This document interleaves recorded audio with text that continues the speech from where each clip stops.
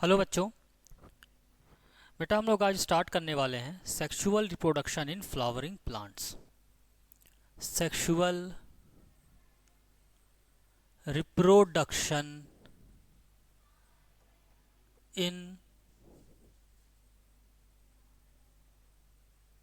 Flowering plants, ये chapter का नाम है बेटा। काफ़ी इम्पॉर्टेंट चैप्टर है, काफ़ी अच्छा चैप्टर है। खूब सवाल पूछे जाते हैं यहाँ से। अच्छा, फ्लावरिंग प्लांट्स का मतलब होता है एंजियोस्पर्म। बहुत बेसिक से मैं चलूँगा ना। इसका एंजियोस्पर्म कहते हैं बेटा फ्लावरिंग प्लांट को। ऐसे प्लांट्स जो फ्लावर देते हैं उनको हम लोग एंजियोस्पर्म कहते हैं। अच्छा, अब फ्लावर है क्या? So flower are the site of sexual reproduction. इसका मतलब ये हो रहा है कि फ्लावर में ही सेक्सुअल रिप्रोडक्शन होता है। फ्लावर ही ऐसे ऑर्गन हैं जो कि गैमीट बनाते हैं और सेक्सुअल रिप्रोडक्शन को आगे बढ़ाते हैं प्लांट्स में। अब अगर यहाँ पर सेक्सुअल रिप्रोडक्शन हो रहा है, इसका मतलब वेरिएशन भी आएगा। बिकॉज वेरिएशन किस वजह से आ रहा है? गैमीट के बनने की वजह से। तो सेक्सुअल रिप्रोडक्शन का ही कारण वेरिएशन भी होता है। ठीक है। अच्छा, दूसरी बात, अगर हम फ्लावर की बात करें तो फ्लावर को अगर ग्रो कराया जा रहा है, अगर आप कोई खेती कर रहे हैं फ्लावर के लिए, तो उसको कहते हैं floriculture. Cultivation of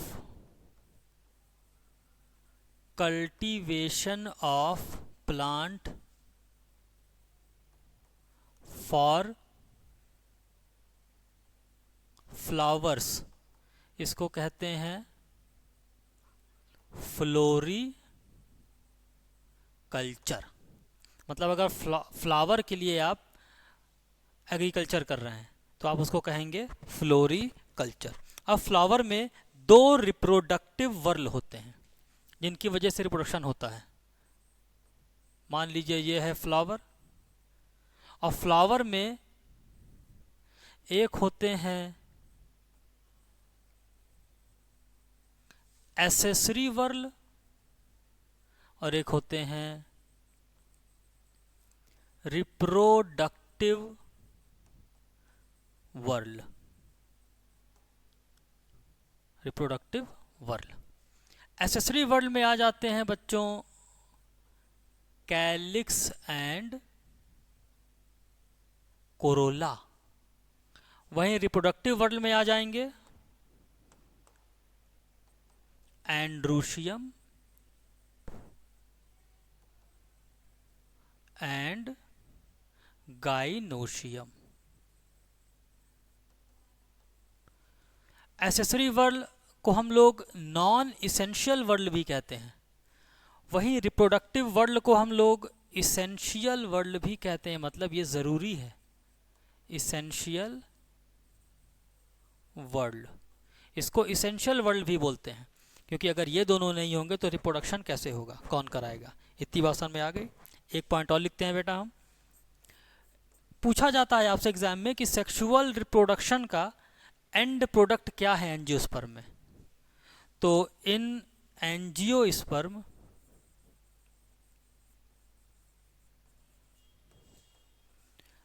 and product of sexual reproduction is seed and fruit। और ये बहुत इंपॉर्टेंट लाइन मैंने लिखा है। सेक्सुअल रिप्रोडक्शन का एंड प्रोडक्ट क्या है एंजियोस्पर्म में? तो वो है बेटा सीड एंड फ्रूट। इतनी बात समझ में आ गई। अच्छा, अब अगर बात करें हम एसेसरी वर्ल्ड की, तो ये जो एसेसरी वर्ल्ड है ना, ये एसेसरी वर्ल्ड जो है पॉलिनेटर्स को अट्रैक्ट करते हैं। ये एसेसरी वर्ल्ड बहुत ही ब्राइट कलर्ड होते हैं। आपने देखा होगा फ्लावर की जो पंखुड़ियाँ होती हैं कितनी कलरफुल होती हैं। ये कलरफुल क्यों हैं? इंसेक्ट्स को या पॉलिनेटर्स को अट्रैक्ट करने के लिए। और ये सेंटेड होती हैं, बहुत अच्छी स्मेल करती है, ये बहुत अच्छा महकती है। जिसकी वजह से जो है पॉलिनेटर्स अट्रैक्ट हो जाते हैं। भाई आप भी कहीं जाते हैं शादी वादी में तो अच्छे से नहा धो के परफ्यूम लगा के जाते हो ना, उसी तरीके से ये एसेसरी वर्ल्ड है। बहुत ही अच्छा स्मेल करती हैं और बहुत ही ब्राइटली कलर्ड होती हैं। चलिए, ये तो कुछ अभी जनरल बातें मैंने बताया। अब हमें पढ़ना है, देखो कभी भी हम सेक्सुअल रिप्रोडक्शन पढ़ेंगे तो उसमें 3 इवेंट्स होते हैं। बिल्कुल बेसिक से मैं चल रहा हूँ। अगर मैं बात करूँ सेक्सुअल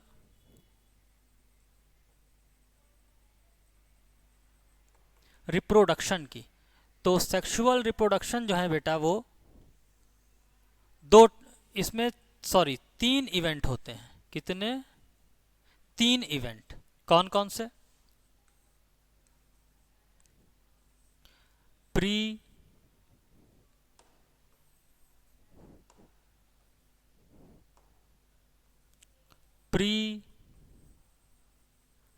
फर्टिलाइजेशन इवेंट, दूसरा हो गया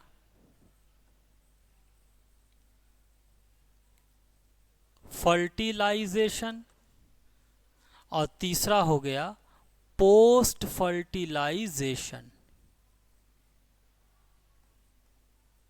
तो सेक्सुअल रिप्रोडक्शन में 3 इवेंट्स होते हैं, pre fertilisation, fertilisation and post fertilisation event. अब सबसे पहले हम लोग प्री फर्टिलाइजेशन इवेंट ही पढ़ने वाले हैं। प्री फर्टिलाइजेशन इवेंट में आपको पढ़ना है 2 चीजें। हमको यहाँ पे 2 चीजें पढ़नी है। एक तो पढ़ना है गैमीटोजेनेसिस और दूसरा पढ़ना है गैमीट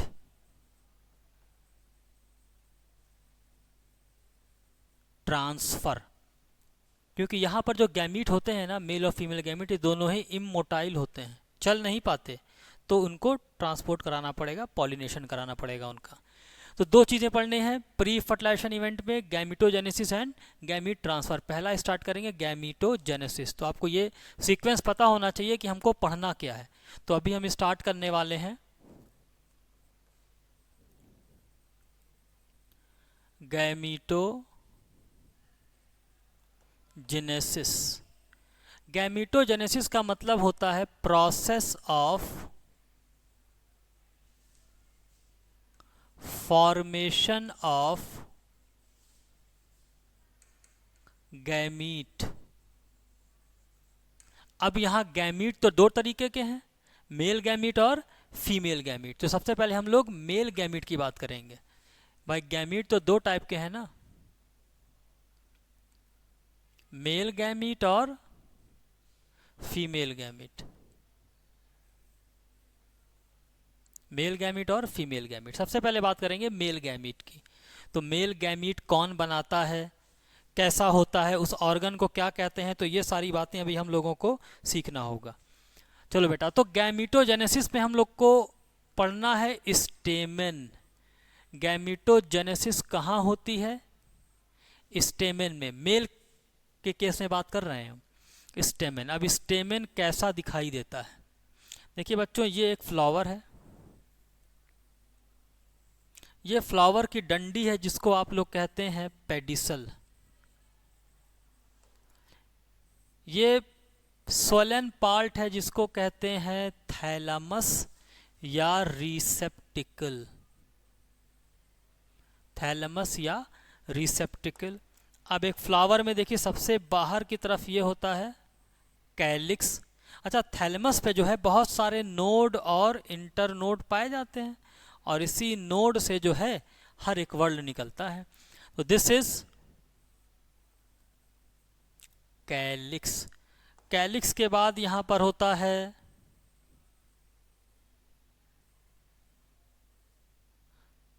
कोरोला। कोरोला के बाद दिस इज एंड्रोशियम। एंड्रोशियम को ही कहते हैं मेल पार्ट। और ये रहा गाइनोशियम, दिस इज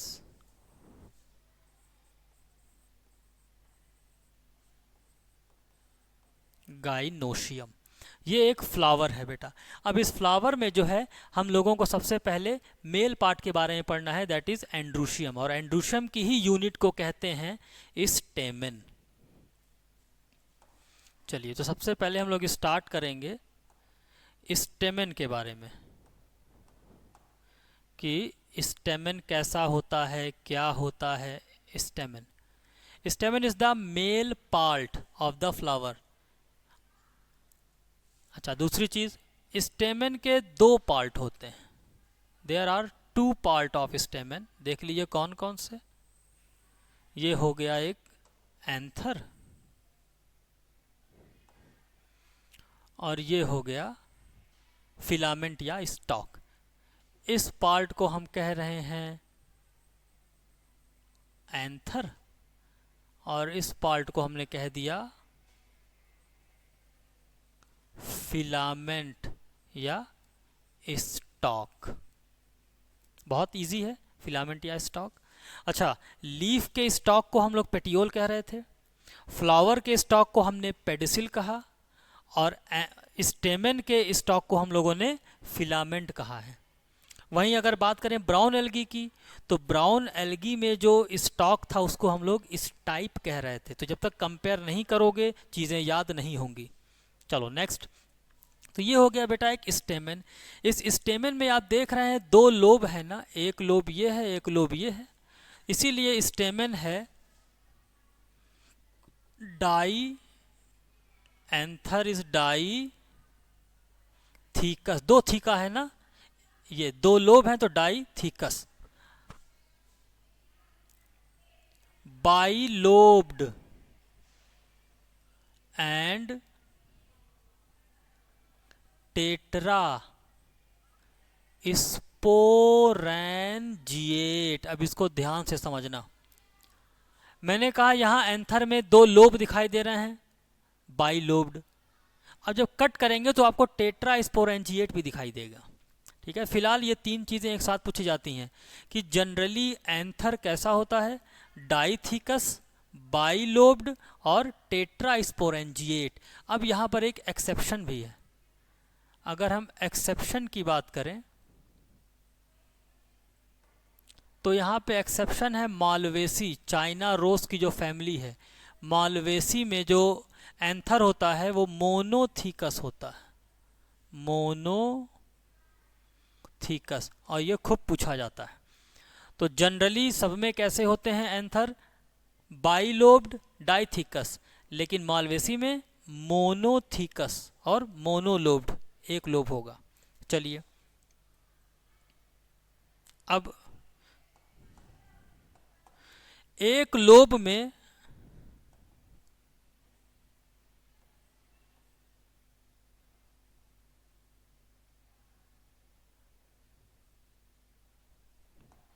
इस एक लोब में बेटा, ये जो एक लोब दिखाई दे रहा है आपको,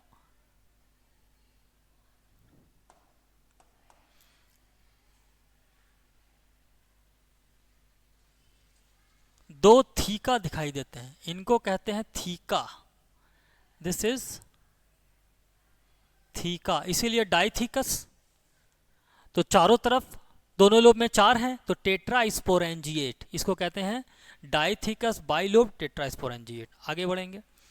अब इस स्टेमेन को मैं कट करके दिखाता हूं। मान लीजिए ये स्टेमेन ऐसे है और ऊपर एंथर है, मैंने इसको यूं कर दिया और कट करके दिखाया, मतलब टीएस दिखाया, तो ये कैसा दिखाई देगा देखिएगा।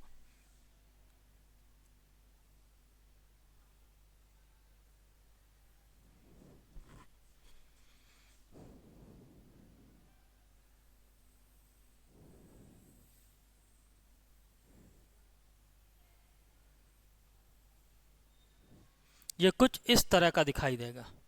और अच्छा बनाते हैं।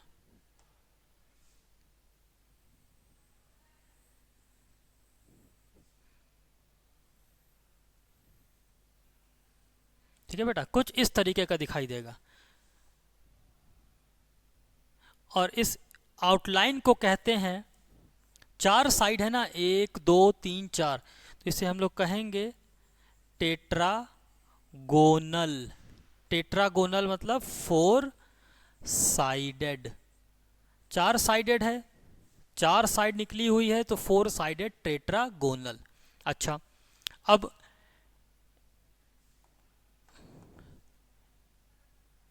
एक साइड में आपको एक स्ट्रक्चर दिखाई दे रहा है, ये देखिए, ये देखिए, इधर भी है और इधर भी है। बेटा इसे कहते हैं थीका। क्या बोलेंगे? थीका। इस थीका के अंदर एक पैकेट है, सब में होगा। थीका के अंदर एक पैकेट है, इस पैकेट को कह रहे हैं, ग्रीन वाले को, माइक्रो स्पोरेंजियम। क्या बोलेंगे? Micro sporangium. ठीक है, इस माइक्रो स्पोरेंजियम के अंदर ही, माइक्रो स्पोरेंजियम के अंदर ही बनते हैं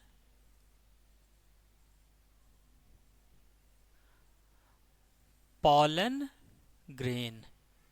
यही हैं पॉलन ग्रेन्स। और जब ये माइक्रो स्पोरेंजियम और ज़्यादा डेवलप कर जाता है ना, तो ये डेवलप करके बनाता है, जब और ज़्यादा ये डेवलप कर जाएगा, मैच्योर हो जाएगा, तब हम इसे कहने लगते हैं पॉलन सैक। तो पॉलन सैक के अंदर पॉलन ग्रेन डेवलप कर रहे हैं। ये एक सिंपल सा स्ट्रक्चर है आपके एंथर के टीएस का। टीएस है बेटा, ये टीएस ऑफ एंथर। और टीएस ऑफ एंथर कैसा दिखाई देता है? Tetragonal, 4 sided. अब यहां पर एक और स्ट्रक्चर पाया जाता है बीच में, जिसे हम लोग कहते हैं कनेक्टिव। क्या कहते हैं? कनेक्टिव। और ये जो कनेक्टिव होता है ये स्टेराइल होता है। इसी कनेक्टिव से जो फिलामेंट है ना, ये फिलामेंट जो है जाके इसी कनेक्टिव से जुड़ा होता है। So it is the simple structure of TS of anther. अब थोड़ा सा और आगे बढ़ेंगे। ये जो एक माइक्रोस्पोरेंजियम है, इस माइक्रोस्पोरेंजियम को मैं उठा कर दिखाऊंगा आपको जूम करके कि ये कैसा दिखाई देता है, इसमें क्या क्या कौन कौन सी लेयर हैं, ये सारी चीज़ें अब हम लोग अभी इसमें देख लेते हैं। और बहुत ही इजी स्ट्रक्चर है, बहुत ही आसानी से समझ में आ जाएगा। ठीक है, चलिए देखते हैं बेटा। अब मैं जूम करने जा रहा हूं एक माइक्रोस्पोरेंजियम को।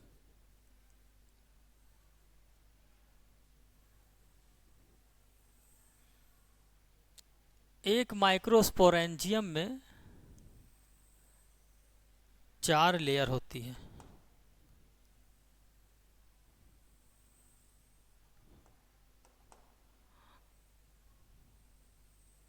ठीक है बेटा, 4 लेयर होती है।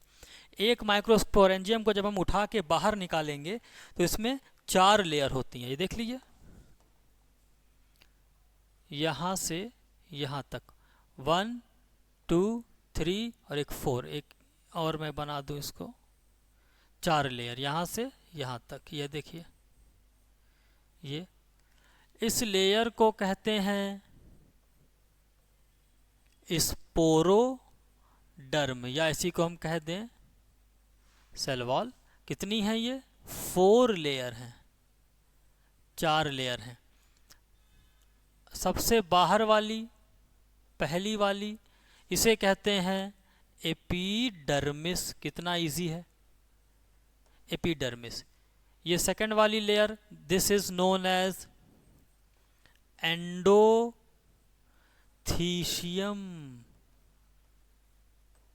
उसके अंदर वाली ये नंबर 2 है, ये नंबर 3 है। Middle layer, middle layer. और सबसे अंदर वाली ये, this is number 4, tapetum. Tapetum. तो सबसे पहले तो हमको ये सीक्वेंस याद होना चाहिए। ये एक माइक्रो स्पोरेंजियम का स्ट्रक्चर है। और माइक्रोस्पोरेंजियम में 4 लेयर होती है। चारों लेयर को मिला के हम स्पोरोडर्म कहते हैं। सबसे बाहर की लेयर एपिडर्मिस, उसके अंदर endothecium, then middle layer and then tapetum की लेयर होती है। अब आपसे ये पूछा जाता है बेटा कि ये जो एंडोथीशियम या मिडिल लेयर जो है ये कितने लेयर थिक होती है? तो ये 1 2 3 लेयर थिक होती है। टेपिटम होती है सिंगल लेयर्ड। अच्छा, अब कुछ ऐसी बातें, इनके फंक्शन देख लिया जाए।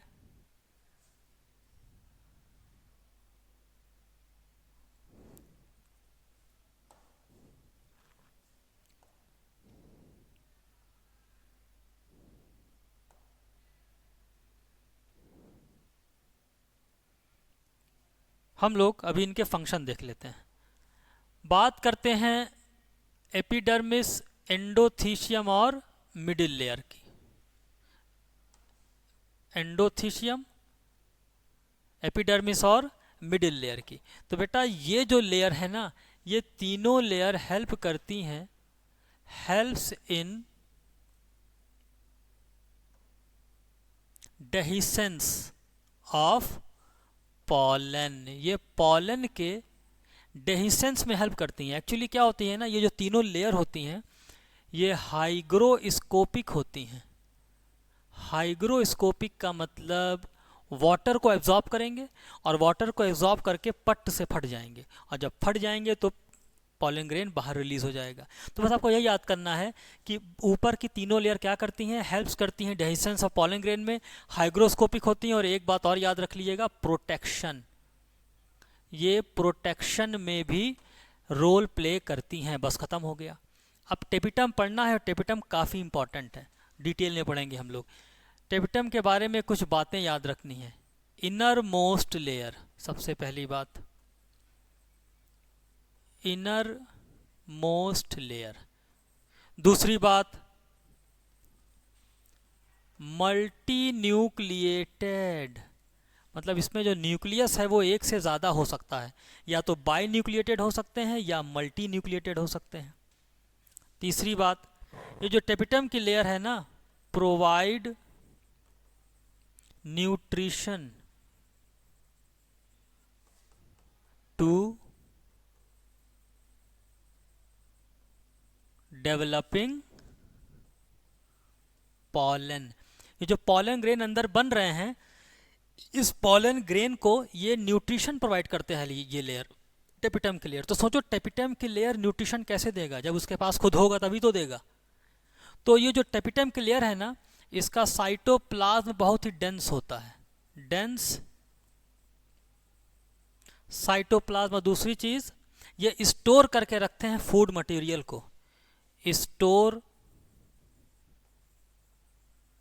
Food material. तो सोचो अगर ये स्टोर करेंगे फूड मटेरियल को तभी तो ये दे पाएंगे। अच्छा, नेक्स्ट, ये जो टेपिटम है ये सिक्रीशन का भी काम करते हैं, हेल्प इन सिक्रीशन। अब ये बहुत इंपॉर्टेंट पॉइंट आ गया, सिक्रीशन किसका किसका सिक्रीशन, और देखते हैं। सबसे पहले ये सिक्रीट करते हैं pollenkitt, they are secrete pollenkitt. और पॉलन किट का काम होता है makes pollen sticky. Pollen grain को ये स्टिकी बना देते हैं ताकि पॉलन ग्रेन जब स्टिग्मा पर पहुंचे तो उड़ के दोबारा हट ना जाए, वहां से चिपक जाए वहां पे, तो ये स्टिकी बनाते हैं। दूसरी चीज, ये पॉलन किट प्रोटेक्ट करते हैं, पॉलन किट प्रोटेक्ट द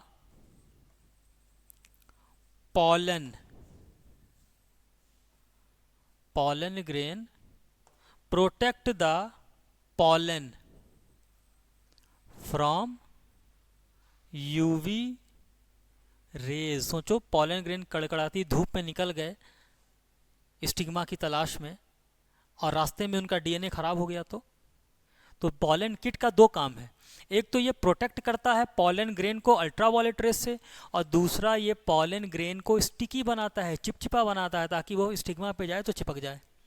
चलिए, ये तो हो गया पॉलन किट के बारे में। दूसरा सिक्रीशन ये करते हैं स्पोरोपोलेनिन। स्पोरोपोलेनिन बहुत इंपॉर्टेंट है, वेरी वेरी इंपॉर्टेंट, और एक ट्रेंड बना हुआ है। सवाल अगर आएगा इस टॉपिक से तो इसी टॉपिक से आएगा, यही स्पोरोपोलेनिन से ही आएगा। ये जो सिक्रीशन करते हैं दो चीज़ों का, पॉलन किट और स्पोरोपोलेनिन, ये स्पोरोपोलेनिन बना होता है फैट और फिनॉल का। अब दोनों चीज़ें आप लोग को मालूम है, फैट भी पता है, फिनॉल भी पता है। ये जो स्पोरोपोलेनिन है बेटा, सबसे ज़्यादा रेजिस्टेंट ऑर्गेनिक कंपाउंड है इस अर्थ का, सबसे ज़्यादा। ठीक है, देख लेंगे खैर अभी आगे। तो यहाँ पे सिक्रीशन दो चीज़ों का हो रहा है बेटा, पॉलन किट और स्पोरोपोलेनिन। ये हो गया टेपिटम के बारे में, हमने कुछ जनरल बातें बताई हैं, बहुत सारी बातें अभी नहीं बताई हैं आपको, है ना। अच्छा, हाँ, ये चीज़ तो बता ही देते हैं कि स्पोरोपोलेनिन बनाता क्या है। Sporopollenin form the exine layer of pollen grain. अभी तो हम लोग माइक्रोस्पोरेंजियम का स्ट्रक्चर ही पढ़ रहे हैं, और काफ़ी सारी चीज़ें हम लोगों ने यहाँ पर देख ली बेटा कि इनर लेयर कैसी होती है। इनर लेयर न्यूट्रिशन प्रोवाइड करता है, जिसको टेपिटम कहते हैं हम लोग। काफ़ी सारी चीज़ें हम लोगों ने यहाँ देख ली हैं। अब थोड़ा और अंदर चलते हैं इसके।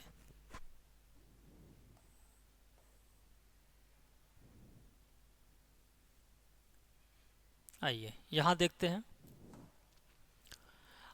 आप टेपिटम के अंदर देख पा रहे होंगे कि एक स्पेस दिखाई दे रहा है। ये टेपिटम के अंदर जो है एक आपको स्पेस दिखाई दे रहा है, लेकिन ये स्पेस खाली है क्या? नहीं, खाली नहीं है। यहाँ पर कुछ भरा हुआ है। क्या भरा हुआ है भाई? इसके अंदर सेल्स हैं। ये देखो, बहुत सारी सेल भरी हुई हैं इसके अंदर, और इन्हें कहते हैं स्पोरोजीनस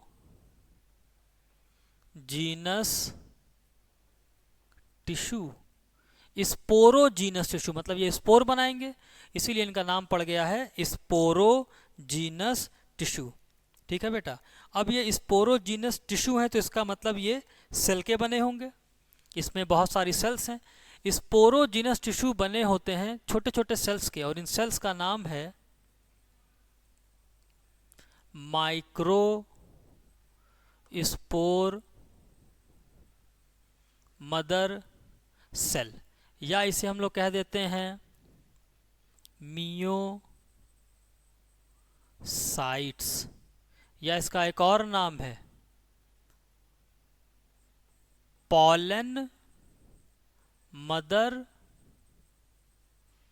सेल, PMC। क्या तीनों नाम याद करना है? यस, तीनों नाम आपको याद होना ही चाहिए। तो अंदर स्पोरोजीनस टिश्यू है, स्पोरोजीनस टिश्यू है तो भाई सेल के बने होंगे, और उन सेल को क्या कहते हैं? माइक्रोस्पोर मदर सेल या मियोसाइट या पॉलन मदर सेल। और आज से एक रूल याद रखना, अगर कहीं मदर सेल है तो वो डिप्लॉयड ही होगा। It means pollen mother cell की जो पोलाइडी होगी वो कैसी होगी? 2n। इसकी पोलाइडी 2n होगी। तो ये कुछ हम लोगों ने स्पोरोजीनस टिश्यू के बारे में देख लिया। अब इस स्पोरोजीनस टिश्यू को मैं यहाँ से निकाल रहा हूँ, बाहर निकाल रहा हूँ।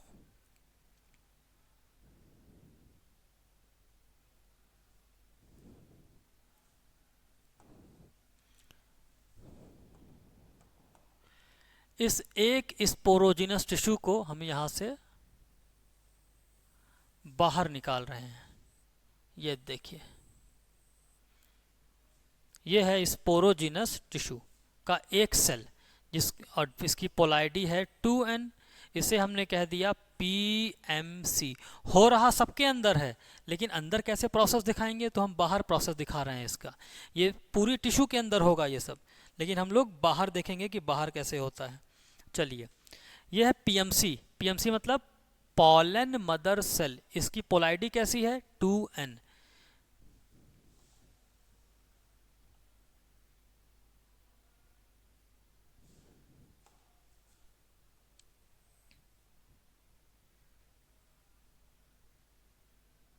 ये रहा पीएमसी। अच्छा, अब इस पीएमसी में होता है मियोसिस। क्या होगा, मियोसिस। और आप जानते हैं जब मियोसिस होगा तो 4 सेल बनेंगे। मियोसिस हुआ तो 4 सेल बन गए। ये सबकी पोलैरिटी अब हैप्लॉइड हो गए, ये n हो गए। लेकिन ये अभी अलग नहीं हुए हैं, ये आपस में जुड़े हुए हैं। इस स्ट्रक्चर को कहते हैं टेट्राड। माइक्रोस्पोर हैं तो माइक्रोस्पोर टेट्राड, पूरा नाम है माइक्रोस्पोर टेट्राड।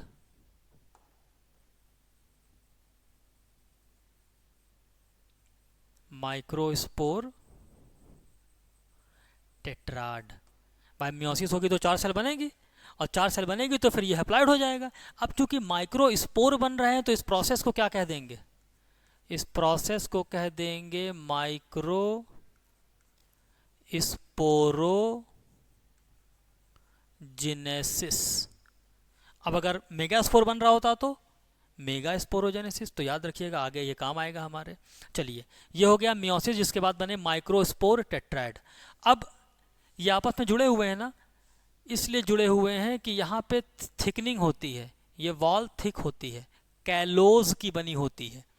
अब इसकी हो जाएगा डिहाइड्रेशन, मीन्स ये सूखने लगेंगे। इनका होगा डिहाइड्रेशन।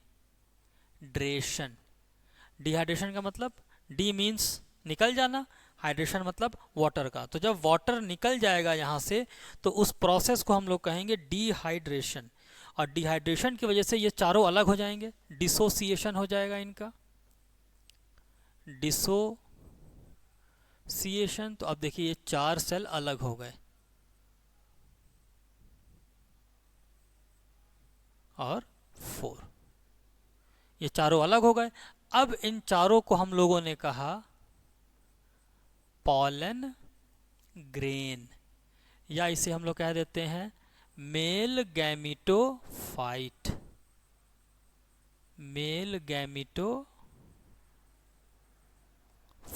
कुछ समझ में आ रहा है, ये है मेल गैमिटोफाइट। ठीक है। अब तो अगर मैं आपसे सवाल पूछूं कि 1 पीएमसी से कितने पॉलन ग्रेन बनेंगे, तो क्या बताओगे? 1 पीएमसी से कितने पॉलन ग्रेन बनेंगे, तो आप बता देना 1 पीएमसी से 4 पॉलन ग्रेन बनेंगे, या 4 मेल गैमिटोफाइट। तो अगर 100 पीएमसी है तो कितने पॉलन ग्रेन बनेंगे? 400। आसान है।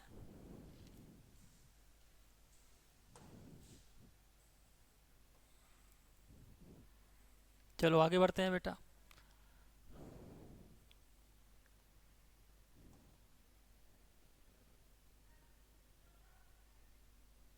चलिए, अब किसी एक में देखते हैं, है ना।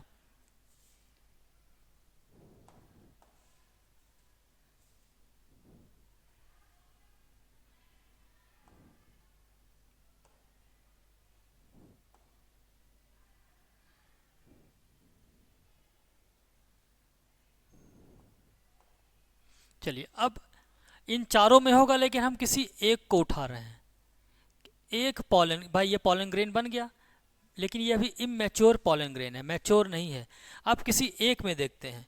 एक पॉलन ग्रेन में होता है माइटोसिस, इस एक में होगा माइटोसिस। मतलब मैंने एक को दिखाया है, होगा चारों में। और ये कहाँ चल रहा है सारा प्रोसेस? स्पोरोजीनस टिश्यू के अंदर। जितने स्पोरोजीनस टिश्यू हैं वो सारे के सारे चेंज हो जाते हैं तुम्हारे पॉलन ग्रेन में। तो बहुत सारे स्पोरोजीनस टिश्यू हैं, बहुत सारे पॉलन ग्रेन बनेंगे, लेकिन हम सबको तो दिखा नहीं सकते, एक को दिखा रहे हैं। एक में मैंने कराया माइटोसिस, और माइटोसिस कराएंगे तो कितनी सेल बनेगी, 1 या 2? 2 सेल बन गई, ये देखो एक छोटी सेल बनी और एक बड़ी बनी। ये जो बड़ी बनी इसे कहते हैं वेजिटेटिव सेल, और ये होती है लार्ज, बड़ी होती है। ये जो छोटी वाली है इसे कहते हैं जनरेटिव सेल, जनरेटिव सेल, और ये उससे थोड़ी छोटी होती है, स्मॉल होती है। ये पूछा जाता है आपसे। तो मैंने कराया पॉलन ग्रेन में माइटोसिस, और माइटोसिस के बाद हो गया 2 सेल बनी वेजिटेटिव सेल। अच्छा, अब फिर से सिर्फ जनरेटिव सेल में माइटोसिस होता है। कहाँ पर? जनरेटिव सेल में। दूसरा माइटोसिस, ये पहला माइटोसिस था, ये दूसरा माइटोसिस होगा। दूसरा माइटोसिस होगा जनरेटिव सेल में, तो उसके बाद बन जाएगा 3 सेल। ये देखिए 3 सेल्ड स्टेज।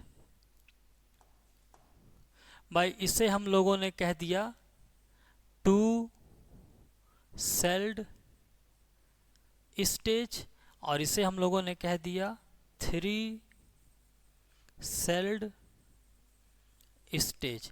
ये भी पॉलन ग्रेन है, वो भी पॉलन ग्रेन है, ये भी पॉलन ग्रेन है, तीनों ही पॉलन ग्रेन है, लेकिन तीनों में स्टेज का फर्क है। ये 2 सेल्ड स्टेज है और ये 3 सेल्ड स्टेज है। अब आपको एक बात याद रखनी है, 60% एंजियोस्पर्म में 2 सेल्ड स्टेज पे पॉलिनेशन होता है। 2 सेल्ड स्टेज पर पॉलिनेशन होता है, और जो बच गए मतलब 40% एंजियोस्पर्म में 3 सेल्ड स्टेज पर पॉलिनेशन होता है। अब इसको समझिएगा, मतलब एंथर फटा और उसके अंदर से पॉलन ग्रेन निकले, तो 60% एंजियोस्पर्म में 2 सेल्ड स्टेज होगी और 40% एंजियोस्पर्म में 3 सेल्ड स्टेज होगी। बात समझ में आ रही है? ठीक है। तो अब जो 3 सेल्ड बना है, बड़ी वाली को तो हम कह रहे हैं वेजिटेटिव सेल, ये बड़ी वाली सेल है, इसको हमने कहा वेजिटेटिव सेल। और ये जो छोटी वाली जो सेल बनी है 2, इन्हें कहते हैं अब मेल गैमीट। तो एक पॉलन ग्रेन के अंदर 2 मेल गैमीट हैं। एक पीएमसी से 4 पॉलन ग्रेन बनते हैं, और एक पॉलन ग्रेन में 2 पीएमसी है। तो एक मेरा सवाल है, देखें आप लोग बता पाते हैं या नहीं।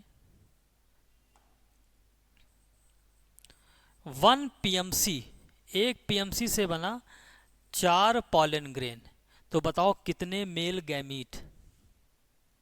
8 मेल गैमीट, 8 मेल गैमीट। बहुत आसान सी कैलकुलेशन है,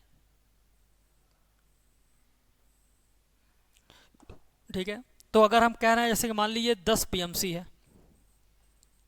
10 पीएमसी से कितने पॉलन ग्रेन बनेंगे? 40 पॉलन ग्रेन, और कितने मेल गैमीट? 80 male gamete. इस तरीके के क्वेश्चन अक्सर पूछ लिए जाते हैं आपसे एग्जाम में, तो आई होप आप लोग ये सब कर लेंगे सारे क्वेश्चंस, ठीक है। तो अभी हम लोगों ने 3 सेल्ड स्टेज का पॉलन ग्रेन बना लिया है। अभी ये कंप्लीट नहीं हुआ है, आज इसको मैं यहीं पर ख़त्म करूँगा। कल जब आएंगे तो कल हम इस पॉलन ग्रेन का स्ट्रक्चर पढ़ेंगे कि पॉलन ग्रेन होता कैसा है। चलिए बेटा, थैंक यू सो मच।